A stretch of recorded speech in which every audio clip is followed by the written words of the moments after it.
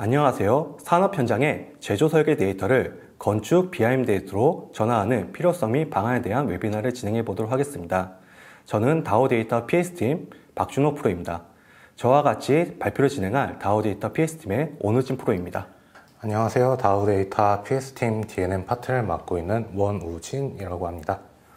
오늘 발표는 세 가지 주제에 대한 내용으로 진행하겠습니다. 첫 번째, 제조 산업과 건축 산업의 연관성. 두 번째, BIM 데이터를 표준을 적용한 제조 데이터의 활용. 세 번째, 사례에 대한 내용입니다.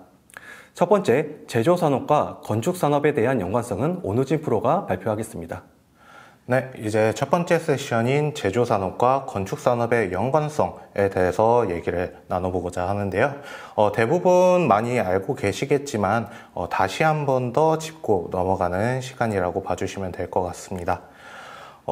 첫 번째로 건축 산업과 제조 산업을 비교해서 확인을 해봤을 때 많이 개선이 되었지만 아직까지 각 산업군에 대한 특징을 기억하고 있어서 개별 산업으로 인식하고 있는 경우가 많습니다.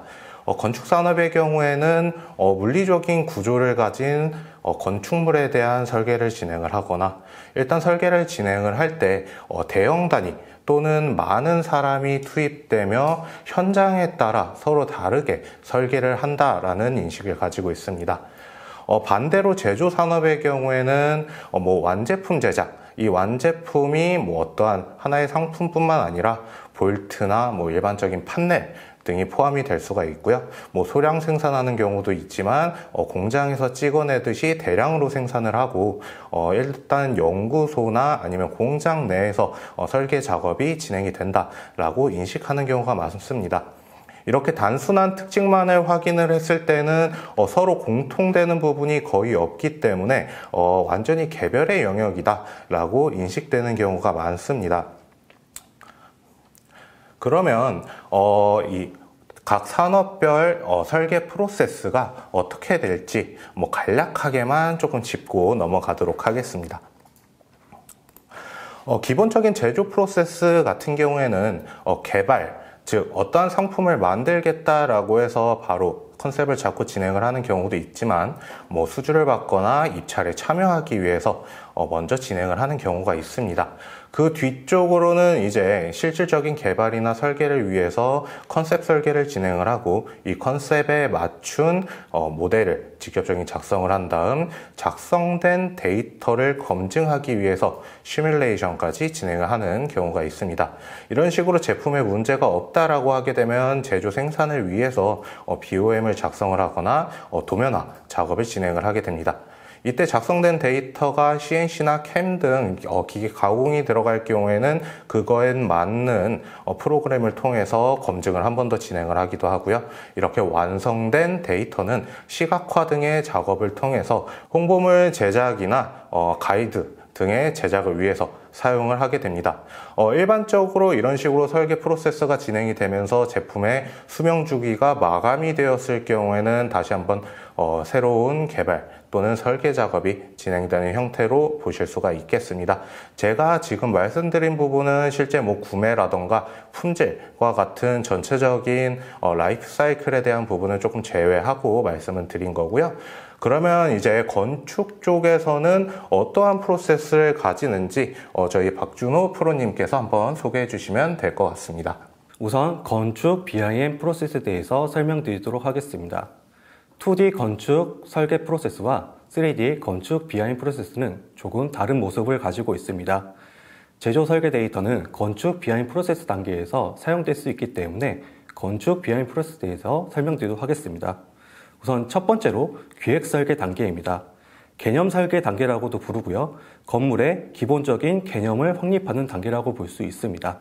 두 번째는 계획 설계 단계입니다. 계획 설계 단계에서는 초기 개념 설계 단계에서 완성된 개념을 좀 더 구체화해서 설계 디자인을 결정하는 단계입니다.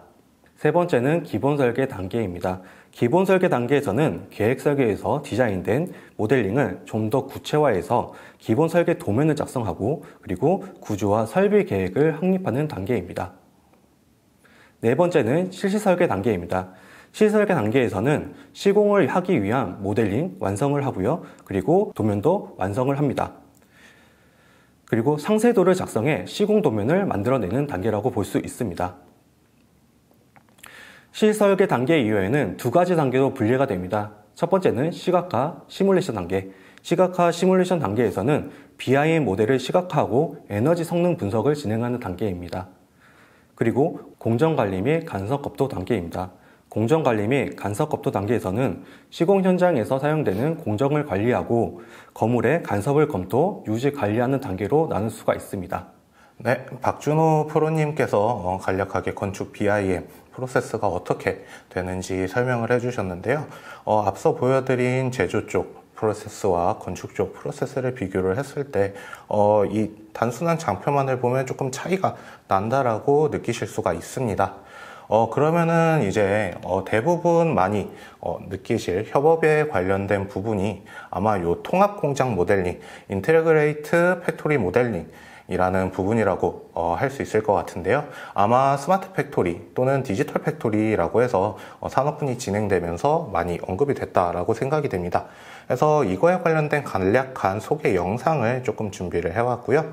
영상을 보시면 지금 공장이 설계가 되어 있는 것을 보실 수가 있습니다. 이제 제조 쪽에서 사용할 공장을 모델링하고 이제 BIM, 즉 건축 쪽에서 MEP 데이터나 건축물에 대한 데이터를 개별 설계를 진행을 하게 되는데요. 이 설계 데이터들 같은 경우에 취합해놓고 보면 유사한 형상을 가지고 있지만 실제 데이터를 확인했을 때 지금 보이는 것처럼 기둥으로 인해 공장 라인에 문제가 되거나 옆에 있는 공간이 부족한 경우가 발생이 됩니다. 이러한 경우를 방지하기 위해서 제조에 관련된 공장 설계와 건축에 관련된 빌딩 설계를 하나로 통합시킨 시스템이 이제 통합 공장 모델링이라고 말씀을 드릴 수 있을 것 같고요. 이렇게 통합 공장 모델링을 진행을 했을 때 각 사용자들이 한 번에 어떤 부분에 문제가 있는지 확인을 진행을 하실 수가 있고, 여기 영상 보시는 것처럼 각 기계들에 대한 제품 정보 또는 라이프 사이클을 넣어서 여러 이해관계자가 통합적으로 확인한 다음 최종적으로는 메타 팩토리라고 불리는 실제 공장과 버추얼 공장 간의 통합도 진행을 하실 수가 있습니다. 그래서 이 부분은 통합공장 모델링에 관한 어떠한 장점이 있는지 아니면 이게 어떠한 것인지를 소개하는 영상으로 봐주시면 될 것 같습니다. 영상에 보시는 것처럼 이렇게 프로세스 자체가 통합이 될 경우에는 제품에 대한 수명주기 아니면 공장 설계에 대한 비용 절감에 대한 메리트가 있을 거라고 생각이 됩니다. 최근에 스마트 팩토리나 디지털 팩토리 이슈가 되면서 아마 제조, 즉 제품 설계하고 이제 제조 시스템, 어떻게 보면은 컨베이어라든가 아니면 공장 생산 라인에 관련된 부분들은 이렇게 통합이 함께 진행된다라는 것은 많이 알고 계실 것 같은데요. 결국에는 어떠한 공간 안에 제조 시스템이 배치가 되다 보니까 결국엔 빌딩 설계와 제품 설계 간에도 연관관계가 발생이 된다라고 보실 수 있을 것 같습니다. 일반적으로 이제 공장에 관련된 부분만 그럼 실질적인 연관이 있는 게 아니냐라고 말씀을 해주실 수 있지만, 건축산업과 제조산업에 포함되는 몇 가지 항목들을 확인을 하게 되면 그렇지는 않다라고 보실 수가 있습니다. 지금 보이시는 산업군 같은 경우에는 실질적으로 건축물에서 볼 수 있는 항목들이라고 보실 수 있을 것 같습니다.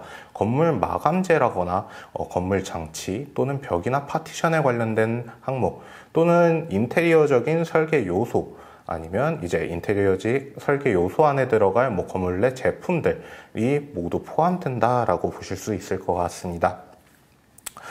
이렇게 건물에 관련된 부분뿐만 아니라 요즘은 반도체나 디스플레이, 2차 전지, 산업 플랜트 같은 분야들에서도 제조와 건축, 설계를 조금 협업하고자 하는 움직임들이 많이 나타나 있고요. 저희 쪽에 가장 많이 들어오는 질문 중 하나는 BIM이 어떤 것이길래 BIM 데이터를 달라고 하는지, 그렇다면 이 BIM을 어떻게 만들어야 되는지에 대한 질문이 많이 들어옵니다.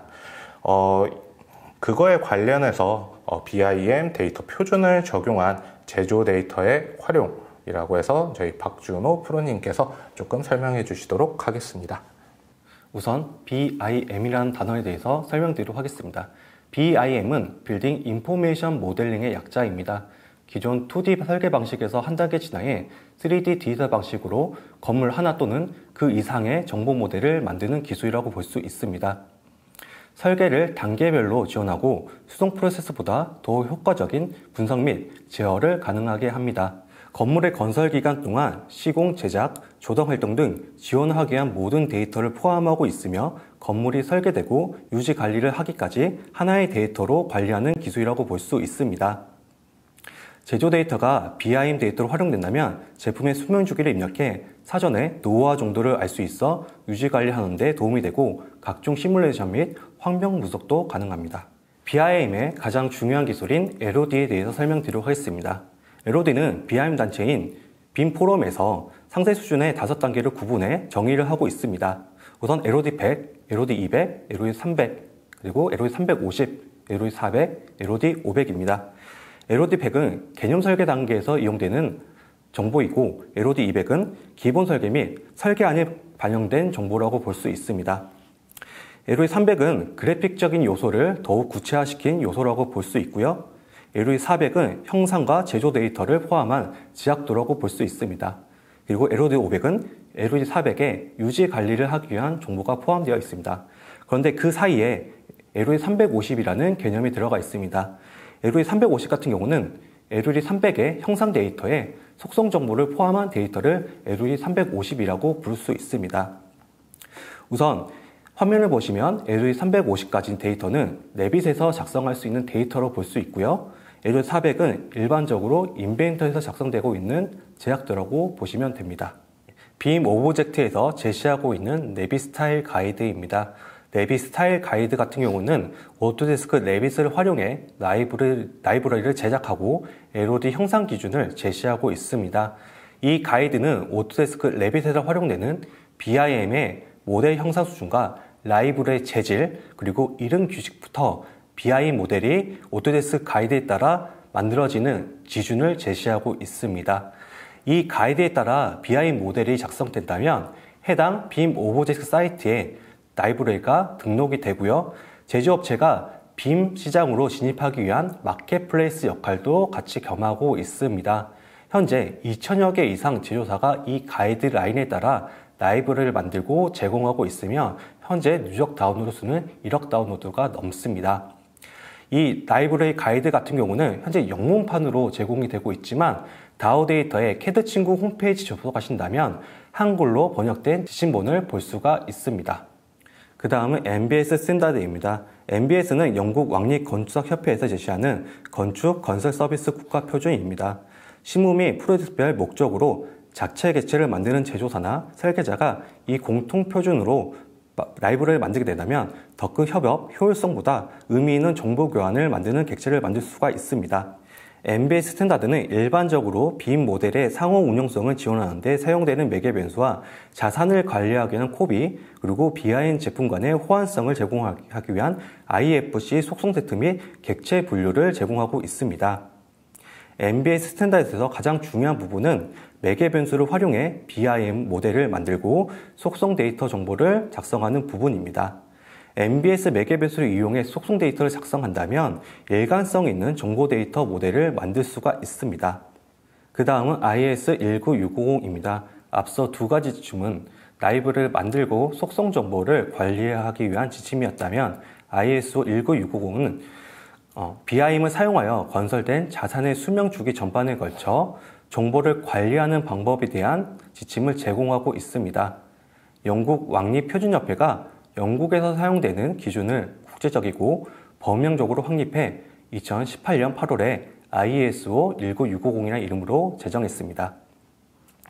BIM 모델 정보관리, 프로세스, 역할 및 책임 정의, 프로젝트 이해 관계자 간의 상호 효율적인 정보 교환 및 협업 보장을 중점에 두고 있습니다. BIM의 입찰로부터 설계, 시공에 이르기까지 프로젝트 전 과정의 수명주기 동안 자산, 소유자, 프로젝트, 팀 구성원 간에 필요한 정보를 효율적이고 효과적으로 전송하기 위한 방법 및 프로세스, 거기에 대한 기한에 대한 정확한 정의를 제공하고 있습니다. ISO 19650에 티어별 두 가지 인증 등급이 있습니다. 첫 번째로 빔 역량을 문서, 인터뷰, 샘플링 등 검증으로 실제 요구사항에 대한 근거를 존재 유무 및 계획화가 되어 있는지 관점에 대한 심사하는 검증 인증 등급과 요구사항과 조직의 BIM 프로젝트 계획, 설계 및 시종에 대한 지속성, 내재화 및 정보관리, 그다음에 통합검증으로 과거 현재 완료된 프로젝트 그리고 샘플링, 계획 등 시제 준수 여부 초점에 두며 품질 수준과 연계성에 중점을 두고 심사하는 카이트 마크 이 두 가지 제도로 운영되고 있습니다. ISO 19650이 가장 중요한 이유는 실제 건설 산업 현장에서 필수 인증 요건으로 제시하는 경우가 많이 있고요. 특히 네옴시티의 경우에는 ISO 19650을 입찰 조건으로 제시하고 있기 때문에 ISO 19650에 대한 내용을 알아두셔야지 해외 프로젝트에 참여하는 데 도움이 될 수 있습니다. 이렇게 제조사가 빔 데이터로 발주처에 납품하기 위해서는 앞서 지침들을 활용해 빔 데이터 수준을 LOD 400에서 LOD 350 이하 수준을 낮출 필요가 있고요. 여기에 속성 데이터 정보를 넣어서 표준화 및 규격화를 진행합니다. 이렇게 만들어진 빔 데이터는 다시 RVT 혹은 공통 포맷인 IFC 파일로 변환해야 비로소 빔 데이터로 활용될 수가 있습니다. 이렇게 만들어진 빔 데이터 같은 경우는 건설, 토목, 플랜트 등 건설 전반에 걸쳐 활용될 수 있는 데이터로 만들어지게 됩니다. 이러한 데이터는 공통의 환경으로 관리되고 있습니다. 우선 제조 현장에서 많이 사용하고 있는 볼트 같은 경우는 로컬 방식의 데이터를 관리하는 프로그램이라면 보통 건설, 건축 현장에서는 CD 환경이라고 하여 클라우드 환경에서 제조 데이터를 관리하고 있습니다. 이 CD 환경에 대한 내용은 앞서 진행된 웨비나 내용을 참고해 보시면 도움이 많이 되실 거라고 생각이 되고 있습니다. 간단하게만 설명드리면 건설 현장에서 사용되는 모든 데이터, 그 다음에 도면, 그리고 문서 같은 경우는 공통의 환경 포맷으로 관리되고 있고 이 환경은 오토데스크에 닥스라는 프로그램을 통해서 관리되고 있습니다. 그래서 각자 데이터를 따로 전송할 필요 없이 이 클라우드 환경에 올려놓으면 요구되는 모든 작업자들은 이 클라우드 데이터에서 문서를 보고 확인하고 또 인증받는 절차를 거치게 됩니다. 이렇게 클라우드 환경에서 상호 데이터가 교환되고 있기 때문에 CD 환경이라는 내용도 중요하게 알아두시면 도움이 많이 되는 내용이라고 생각되고 있습니다. 네, 지금까지 박준호 프로님께서 BIM에서 어떠한 표준을 가지고 어떠한 조건들을 충족시켜줘야 사용할 수 있는지 설명을 해주셨는데요. 이러한 데이터와 같이 실제 레빗 데이터와 인벤터 간의 데이터 연동, 즉 호환성에 관련해서 영상으로 간략히 소개해 드리도록 하겠습니다. 지금부터 보실 영상은 총 두 가지로 구성이 되어 있는데요. 요 첫 번째 영상 같은 경우에는 인벤터, 즉 3D CAD에서 레빗 데이터를 불러와서 어떠한 식으로 활용을 할 수 있는지, 그리고 같은 오토데스크 제품인 레빗과 인벤터를 사용했을 때 어떠한 장점을 가지는지 알아볼 예정이고요. 지금 영상을 보시게 되면 레빗에서 일정한 건축 파일을 저장을 해 두었습니다. 인벤터 같은 경우에는 별도 레빗에 대한 변환 작업 또는 공용 확장자를 사용을 하지 않고 불러와서 배치를 진행을 할 수가 있고요. 이때 배치되는 항목 같은 경우에는 미리 설정된 뷰에 따라서도 조금 서로 다른 설정으로서 불러와서 사용할 수가 있습니다.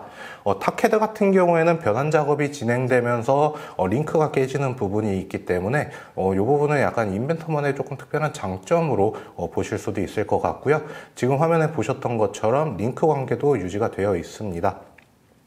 지금 작업은 인벤터에서 작업되는 일반적인 설계 프로세스라고 보시면 될 것 같고요. 이렇게 작업된 항목과 이 외에 조립 부품에 대해서 일정 치수만을 가지고 임의적으로 조립을 하는 게 아니라 실제 건축 데이터를 가져와서 사용을 하기 때문에 조금 더 정합성이 높아진다 보실 수가 있습니다.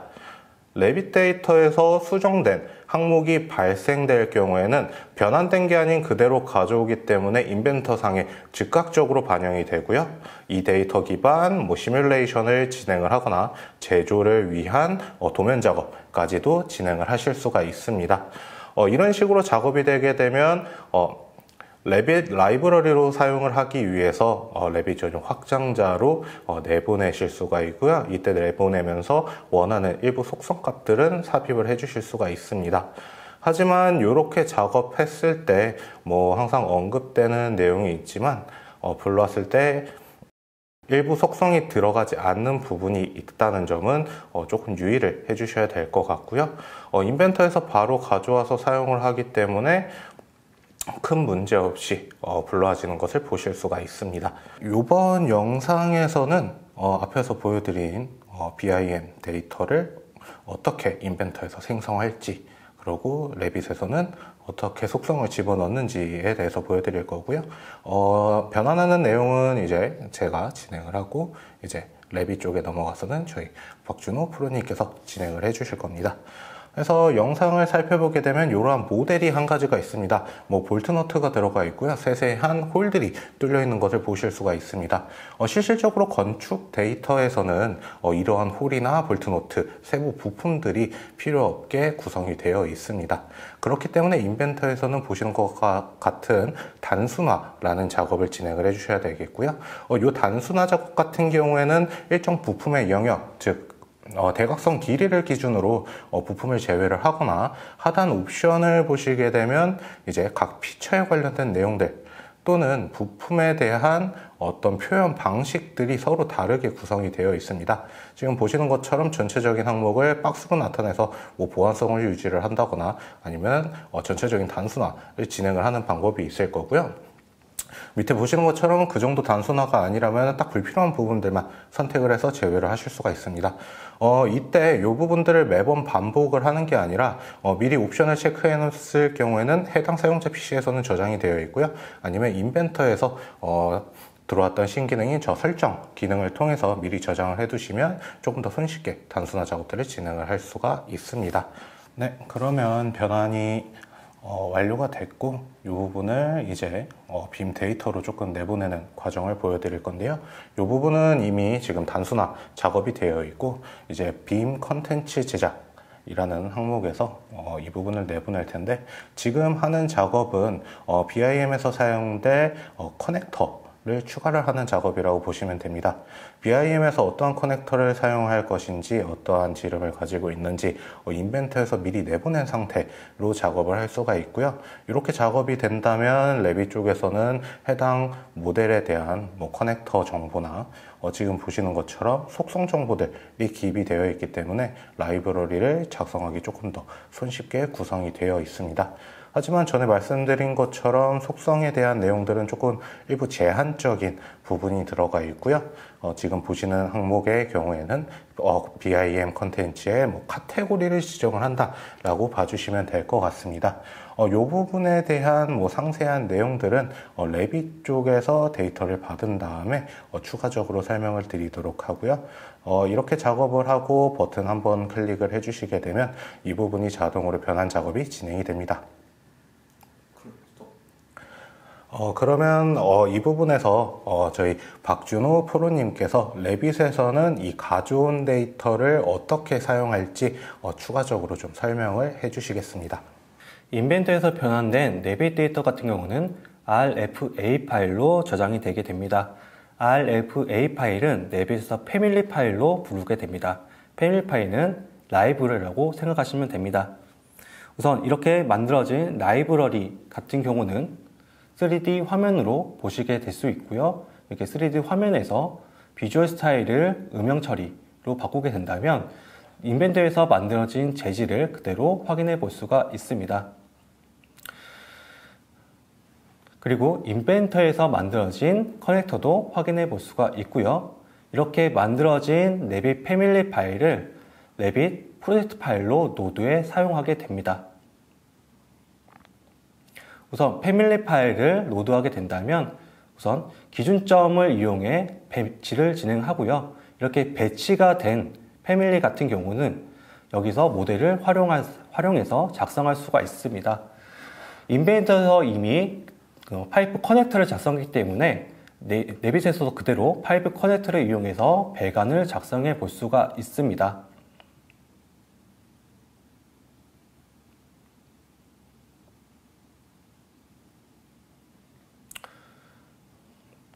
그리고 작성된 라이브러리 같은 경우는 매개 변수도 확인해 볼 수가 있습니다. 우선 기본적으로 매개 변수 같은 경우는 인메인드에서 정의된 모델 속성 데이터가 넘어오게 되고요. 여기서 추가적인 매개 변수 작업들이 이루어져야 됩니다. 앞서 소개한 지침처럼 MBS 스탠다드의 기준으로 모델을 속성 정보를 넣어 보도록 하겠습니다. 이렇게 모델 속성 정보를 넣기 위해서는 별도의 작업 필요 없이 CAD 친구의 매개 변수 관리를 이용한다면 좀 더 편리하게 작업을 진행할 수가 있습니다. CAD 친구의 매개 변수 관리 기능을 실행하고 MB 스탠다드의 텍스트 파일을 로드한다면 네빗에서 매개 변수 속성 정보가 그대로 항목들이 들어오게 됩니다. 이렇게 들어온 매개 변수 항목들의 그룹을 매핑 시켜주는데요. 이렇게 그룹을 매핑하는 작업 같은 경우는 네빗에서 매개 변수가 수십 개 혹은 수백 개가 될 수 있습니다. 그렇기 때문에 매개 변수 속성 데이터를 관리하기 위해서 별도의 그룹이 필요하게 됩니다. 여기서 이 매개 변수가 어떠한 그룹으로 들어갈지 정의를 진행하는 겁니다.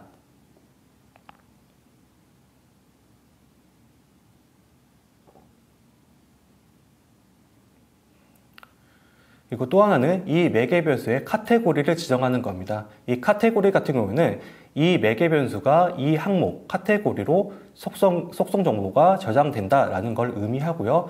매개 변수 카테고리를 설정해주고 적용을 누르면 그 카테고리에 해당되는 매개 변수가 적용됩니다. 그리고 저장된 패밀리를 선택하게 되면 수성창에 매개 변수 항목들이 들어온 걸 확인해 볼 수가 있습니다.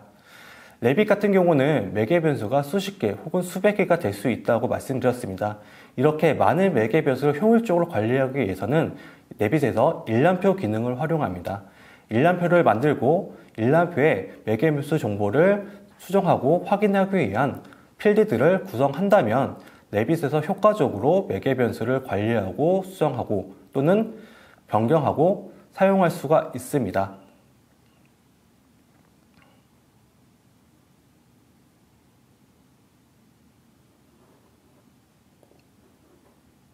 이렇게 BIM 데이터를 활용하기 위한 방법에 대해서 알아봤고요. 그 다음은 이 데이터를 활용한 사례에 대해서 설명해 보도록 하겠습니다. 이 설명은 오누진 프로가 설명해 주겠습니다. 네, 마지막 항목으로 사례에 관련돼서 조금 소개를 드릴 거고요. 이 사례 같은 경우에는 앞전에 설명드린 왜 BIM 표준을 설명을 드렸는지, 그리고 이 데이터들 변환을 하는 방법은 왜 설명을 드렸는지에 대한 간략한 내용이라고 보시면 될 것 같고요. 아마 이 내용은 뉴스에도 많이 발생이 됐기 때문에 아예 관련 없는 산업군에 계신 분들이나 아니면 다른 직종에 계신 분들도 어느 정도 알고 있을 내용이라고 생각이 됩니다. 사우디 국부펀드에서 진행하는 네옴시티에 관련된 내용이고요. 가장 큰 카테고리는 이제 결국에는 모듈러 공법이라는 내용입니다. 이 모듈러 공법이라는 내용은 건설할 건축물을 이제 블럭 단위로 나눠서 이 블럭들을 조립하는 형태로 최종적인 건축을 마무리한다 라는 의미라고 조금 보실 수가 있을 것 같고요. 워낙 사업 크기가 크게 진행이 됐기 때문에 다양한 부분에서 입찰 또는 협의를 진행을 했습니다. 일단은 이 부분이 진행이 되면서 지금 이 그래프표에 보이시는 것처럼 결국에는 BIM 표준 가이드를 배포를 했고요. ISO 규정에서 정의하고 있는 항목들이 준수되지 않는다면 입찰 자체가 불가능하게 구성이 되어 있었습니다. 따라서 단순히 제조업만 진행을 하던 또는 3D CAD만을 사용을 하던 업체에서는 이제 레빗이라는 BIM 데이터를 생산을 해야지만 해당 사업에 참여를 할 수가 있었고요. 이 사업을 참여를 하면서 앞전에 얘기했던 CDE 환경이라는 것을 함께 구축을 해야지만 진행을 할 수가 있었습니다. 이 부분에 대해서는 뭐 다양한 업체들이 참여를 했기 때문에 어딘가를 뚜렷하게 설명을 드리기는 어려웠지만 대표적인 케이스이기 때문에 이 부분에 담았고요. 요 다음 항목 같은 경우에는 어떠한 사업으로 인해서 BIM을 도입을 하는 게 아닌 이제 내부적인 BIM 라이브러리를 구축을 하고 이 라이브러리들을 실제 업체들과 공유를 하면서 제품을 제공을 하고 또 수주를 받는 이런 구조를 위해서 도입된 형태라고 보시면 될 것 같습니다. 실질적으로는 초기에 스케치업을 통해서 가구에 대한 모델링 그리고 제작도에 대한 내용은 오토캐드 상에서 이렇게 나눠져서 진행이 됐는데요. 스케치업에서 작업된 내용 같은 경우에는 이제 레빗 BIM 데이터로 변환하기에 조금 어려움이 있었기 때문에 이제 퓨전 360 그러니까 퓨전이라고 해서 인벤터와 유사하지만 실질적으로 클라우드에서 작업되는 3D CAD라고 보시면 될 것 같습니다.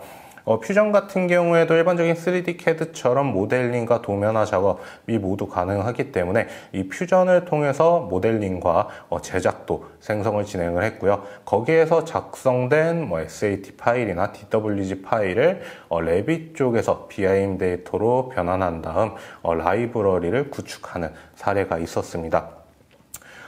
사례 같은 경우는 이렇게 간단하게 두 가지만 조금 설명을 드렸고요.